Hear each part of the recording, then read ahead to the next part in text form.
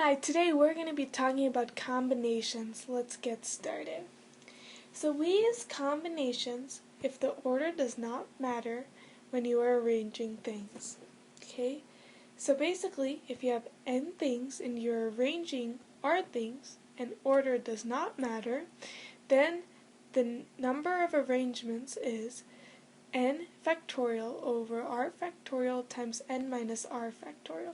This is also written as the symbol and Cn, r. Okay, let's try some examples to make sense of this. So if you have 5 balls and you want to pick 3, and obviously these balls are non-distinguishable, so we know that order does not matter.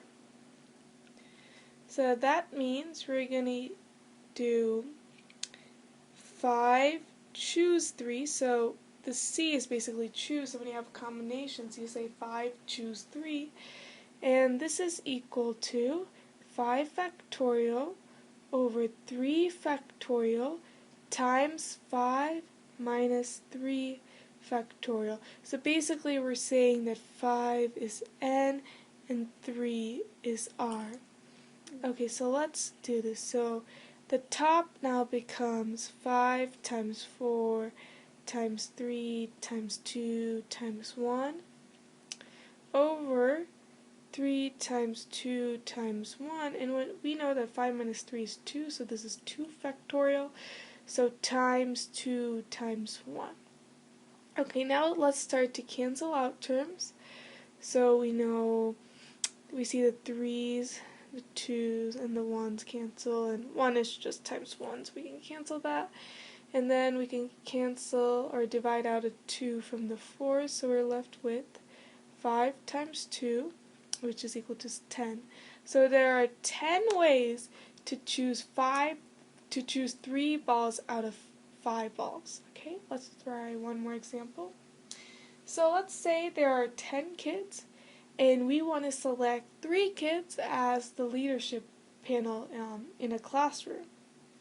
Okay, so it doesn't matter what order these kids are selected, so we can again say that order doesn't matter.